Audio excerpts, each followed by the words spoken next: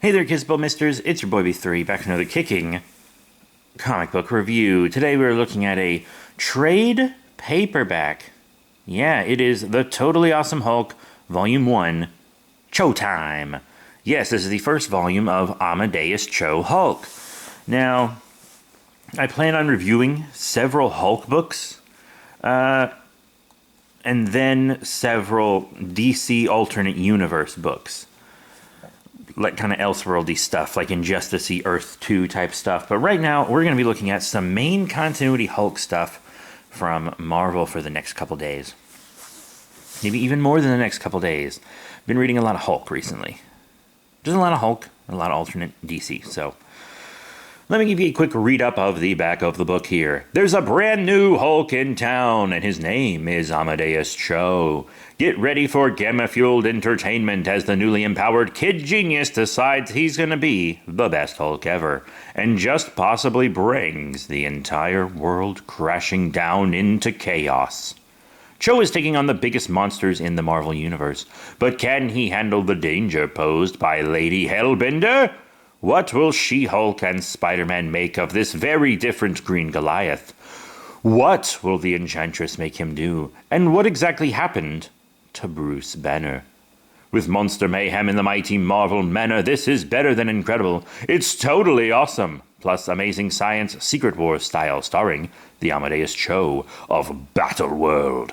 Collecting Totally Awesome Hulk 1 through 6 and material from Planet Hulk #1 by Greg Pak, Frank Cho, Mike Choi, Takashi Minizawa, Sonia Obak, Frank Martin, Andrew Crossley, and Rochelle Rosenberg. Sorry if I butchered any of your names.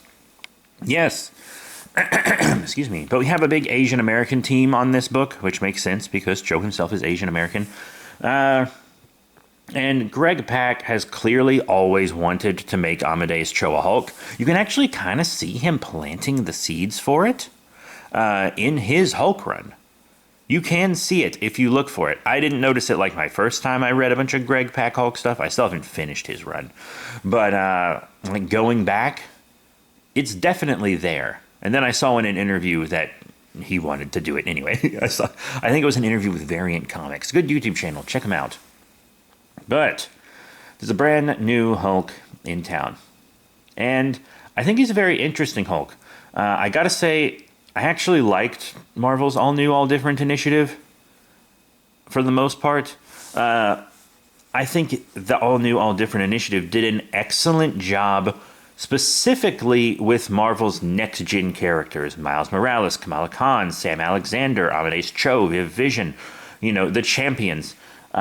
I thought that was what really shined in All New, All Different Marvel. Also, I really liked Jane Foster Thor. And that first All New, All Different Avengers run was good.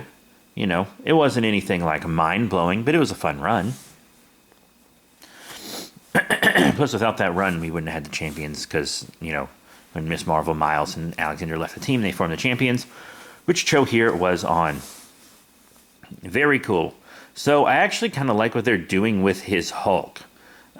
He gets his Hulk abilities by taking them from Bruce Banner. There's going to be huge spoilers throughout this whole video, by the way, just FYI. Because Bruce absorbs some energy to stop an explosion that would kill a bunch of people.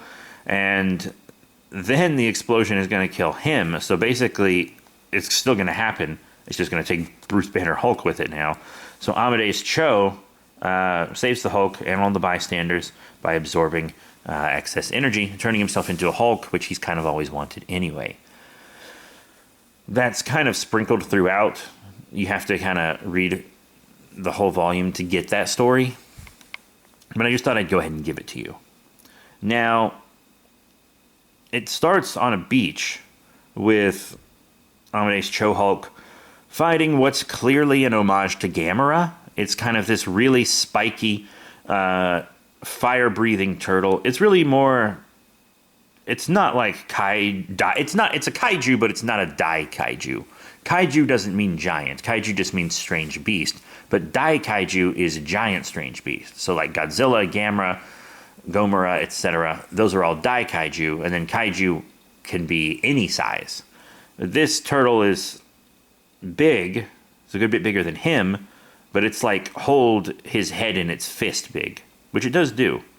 And I actually really like the way hulking out affects Amadeus Cho, and they kind of really try to extra highlight it when he's fighting this giant two-headed turtle. So, excuse me. What they do is, when he hulks out, it exaggerates his biology. And since he's a teenager, that makes him more headstrong and confident, which can lead him into trouble, because, teenagers do be like that. It makes him feel more invulnerable than he is. He's already pretty invulnerable, but, teenagers think they're all invincible. We were all teens once, we know how it goes. But it also boosts his metabolism. Teenagers have this kind of accelerated metabolism because they're growing and stuff, so they can eat a lot, and they can eat a lot of junk and it not totally make them balloon up all the time. So he's like how sometimes you'll just see the Flash eat like 24 cheeseburgers?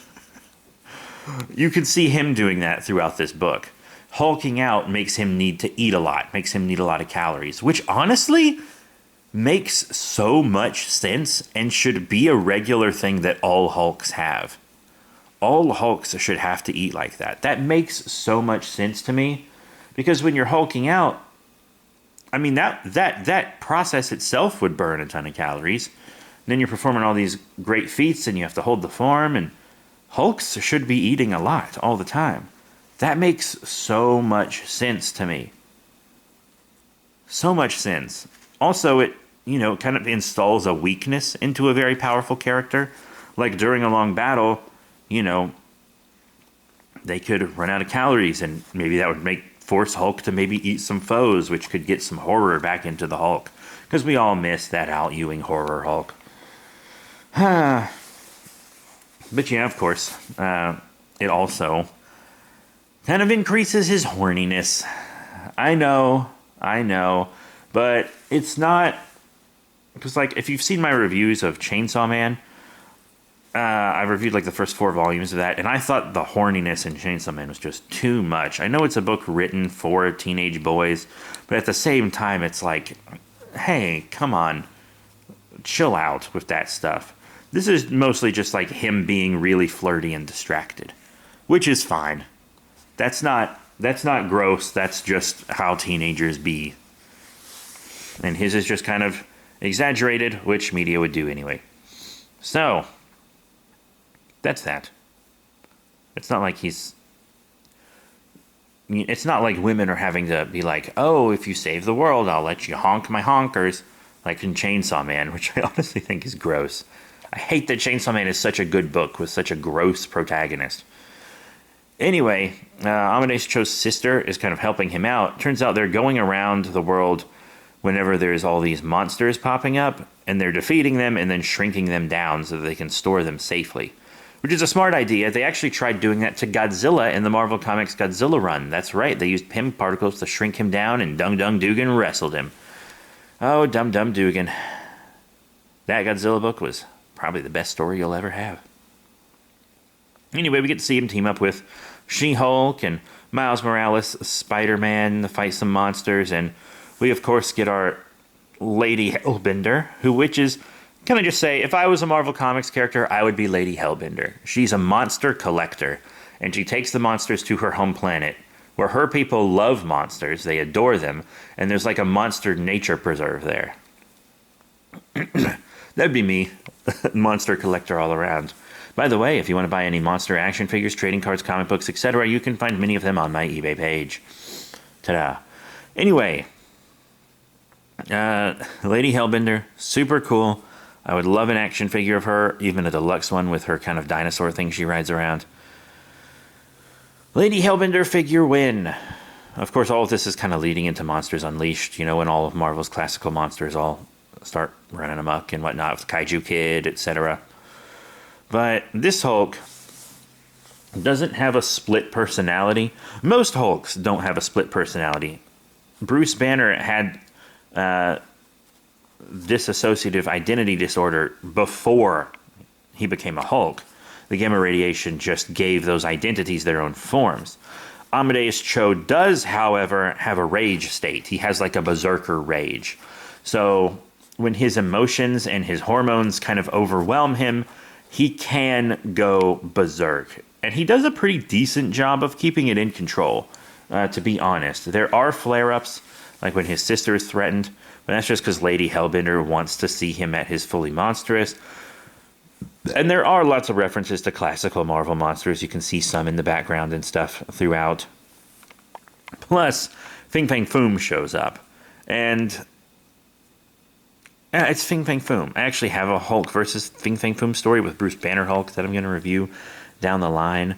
But this one's pretty cool. So Lady Hellbender wants to take him away. But the Hulk kind of beats him. And then Lady Hellbender tries to take the Hulk away, and she seems kind of horny for the Hulk, which I'm not sure I like. I don't know how old Lady Hellbender is, but she's a leader of her people, so I don't know. And then, they run her off or whatever. It's fine. I don't want to tell you the full ending because I want you to read this yourself. Then we also get a story with Enchantress, where she's kind of controlling the Hulk. She's also seemingly horny for him. I always thought she was horny for Thor, but I think this is more to just manipulate him. Like, she's like, ooh, I know what'll make this teenage boy work for me. And I know I just said I didn't like that in Chainsaw Man, but this is a far cry from how it's done in Chainsaw Man. Just FYI. It's still gross. And it's still weird. But once again, this book is for teenage boys, and I guess that's what they like. But we do get to see him team up with the mighty Jane Foster Thor, who I already mentioned I love. Jason Aaron's Thor 1 was the best Thor run in years.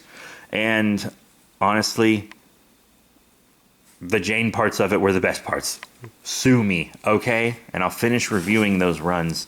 I already reviewed the one that was pre-Secret Wars, and I haven't finished reviewing the post-Secret Wars one yet. But they fight Enchantress, and it's a fun little story. I like the one before it better. This one, I think, has a dip in the art quality. Admittedly, I like the art style in the story before a bit better. And this story is clearly more of a filler story. It just is. Then we get an old story about Amadeus Cho forcing some pigs to Hulk out. It's supposed to end the food shortage, like make more bacon or something. But it's like, yeah, people want to eat gamma irradiated bacon for sure, bud. And then there's like a gamma bomb that goes off and it's supposed to destroy a city, but Cho kind of changes it so that it just turns people green, but then it turns out it makes those people Hulk out. And it kind of just cuts off there. It's just a little snippet to kind of pad the pages of a volume 1, you know? But I thought it was fun. I thought it was a fun new take on Hulk. I am going to check out Volume 2. Volume 2 is a Civil War tie-in.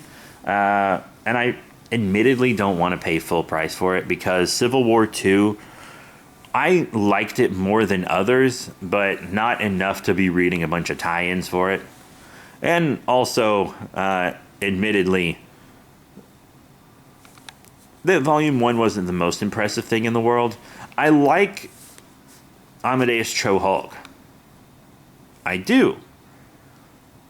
And that first story I thought was really fun, but the second story with Enchantress was just kind of fine. And then the second volume right after that is a tie-in. It kind of doesn't give his Hulk much room to stand on his own. I mean, you have the introductory volume and then immediately throw him into a tie-in. I don't know. He just feels like he needed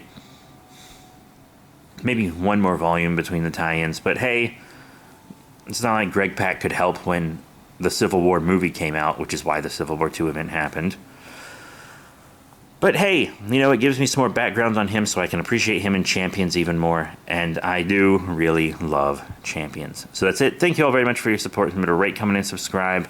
One fun thing about this book is it was free to read.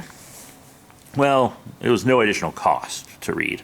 I have Amazon Prime, and I read a lot of books both physically and digitally, but this is free to rent digitally on Amazon Prime if you're a Prime member. So you can just rent it on Kindle for free.